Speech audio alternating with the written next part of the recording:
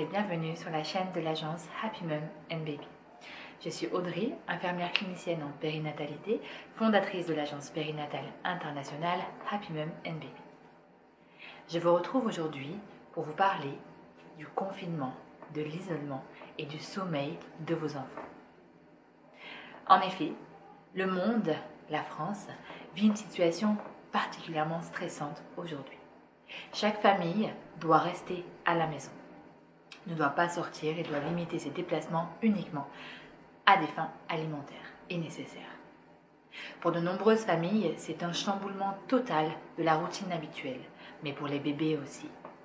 Ainsi, des familles qui avaient l'habitude d'avoir une routine stable, avec un départ le matin pour un service de garde, un retour le soir, une routine bien établie, un quotidien, disons, bien géré, se retrouvent à composer avec parfois plusieurs enfants à la maison ou un bébé à passer 24 heures sur 24 enfermé, sans pouvoir prendre l'air, sans pouvoir souffler.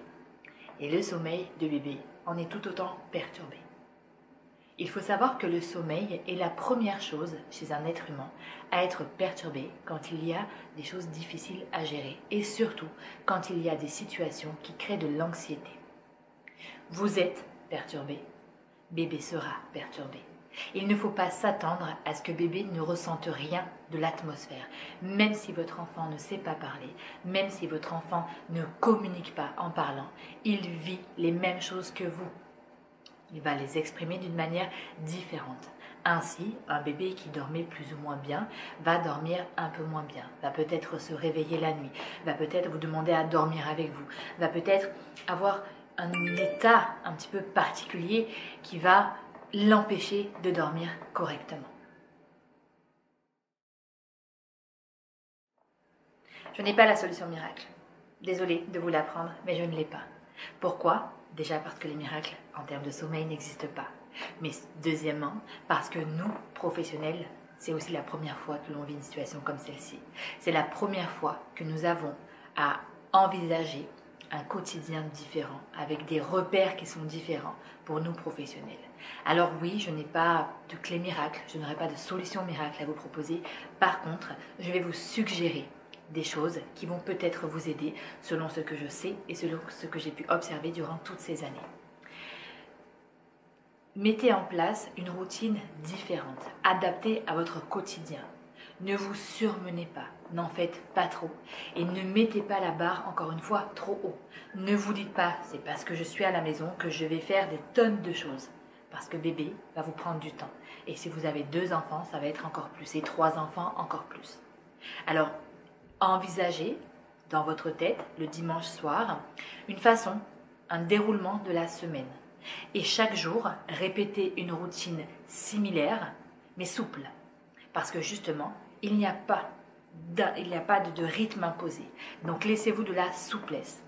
Pas comme en vacances, mais pas comme un rythme rigide quand vous travaillez ou que bébé ou que votre enfant va à l'école. Imaginez un petit peu des journées qui se ressemblent. Bébé va se réveiller, vous allez faire déjeuner vos enfants, votre bébé, le nourrir. Vous allez l'habiller comme à son habitude, vous allez vous habiller comme à votre habitude. Vous allez passer du temps avec lui, vous allez jouer avec lui. Vous allez lui donner sa collation du milieu de matinée, par exemple, et s'il n'en prend pas, vous ne lui en donnez pas. Et vous allez alterner entre activité psychomotrice et activité psychique. C'est-à-dire que vous allez travailler avec votre bébé de manière à stimuler son éveil, à stimuler ses sens et à stimuler son éveil psychomoteur. Vous allez pouvoir jouer à des jeux, j'attrape, je dépose, des blocs. Tout ça, ça va être en première partie de matinée. En deuxième partie, proche du dodo, vous allez plutôt stimuler la motricité globale. Donc vous allez stimuler bébé dans tout ce qu'il sait faire, ses mouvements. Si on peut dire de l'activité physique, si je puis dire, parce que ce n'est pas adapté à tout le monde.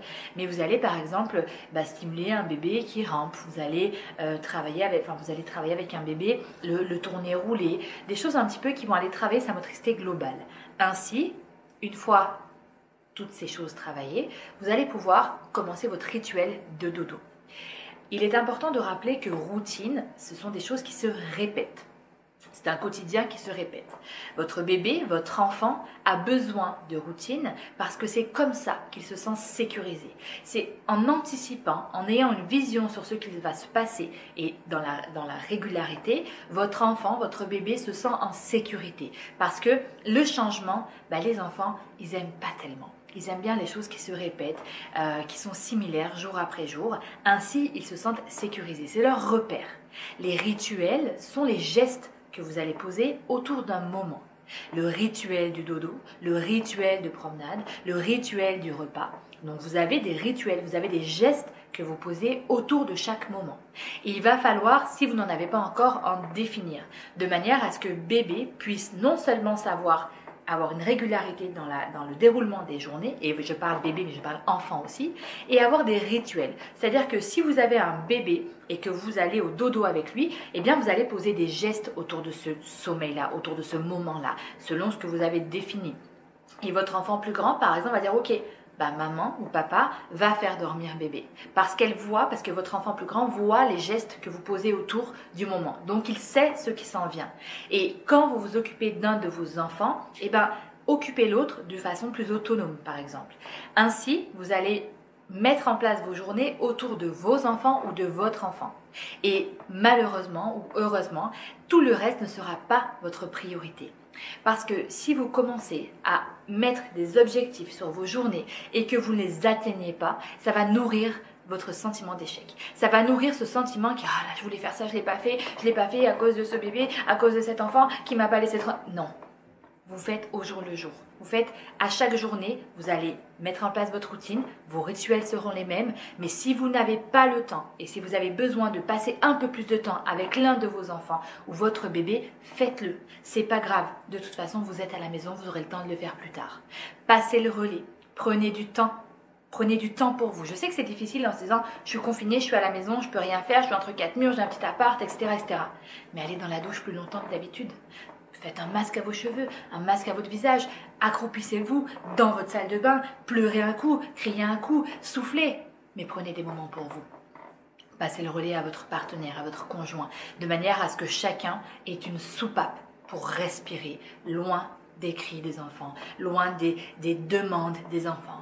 Parce que pour votre enfant, le fait d'être à la maison, eh bien, il va vous avoir pour lui tout seul. Et il va vous solliciter encore plus que d'habitude si c'est quelque chose dont il n'a pas l'habitude. Et vous, qui n'avez pas cette habitude-là, qui ne vivez pas ça au quotidien, eh bien, ça peut être très difficile à gérer. Très, très difficile à gérer. Ainsi, permettez-vous des moments de souplesse uniquement pour vous. Mon conseil numéro 1 concernant ce confinement et le sommeil de vos enfants va être de mettre en place des routines souples, de ne pas mettre des rigidités autour de ce que vous avez à faire pour vous enlever une pression. Moins vous aurez la pression, plus l'anxiété de bébé sera relâchée. Si l'anxiété du bébé est relâchée, son sommeil en sera beaucoup moins perturbé. Détendez-vous.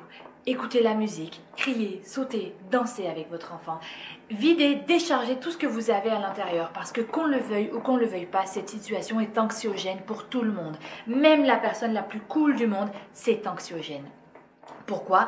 Parce qu'on a presque tous déjà regardé un film, une série ou des choses un petit peu qui nous projettent dans une situation très difficile à vivre en fait, ces rues désertes, cette police qui parle dans la rue, les informations qui vous répètent toujours la même chose, qui vous décomptent un petit peu le nombre de cas, le nombre de décès, c'est anxiogène qu'on le veuille ou qu'on le veuille pas, et votre bébé est une éponge, il va absorber tout ce que vous viviez. Alors, éteignez la télé, déchargez et videz toutes ces émotions négatives. Choisissez ce que vous voulez. Vous avez plein de gens qui se mobilisent pour vous proposer des choses. Des activités, de la méditation, de la relaxation, des musiques, des applications qui vous aident à vous amuser. Vous avez plein de choses aujourd'hui grâce aux médias sociaux et grâce à Internet qui vous proposent des choses pour mettre en place dans votre journée.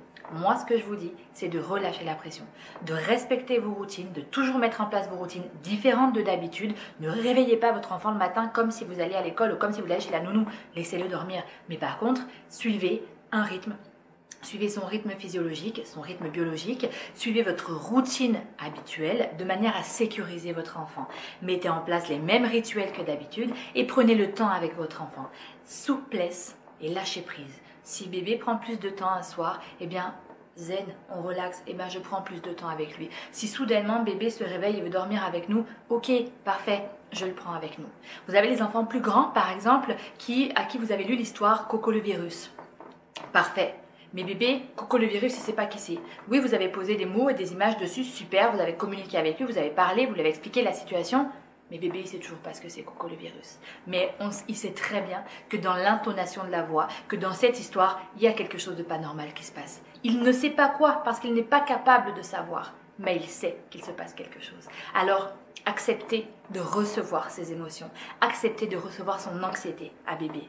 Et prenez bébé avec vous plus longtemps que d'habitude. Acceptez que rien ne va être comme à votre habitude, que les choses vont changer temporairement.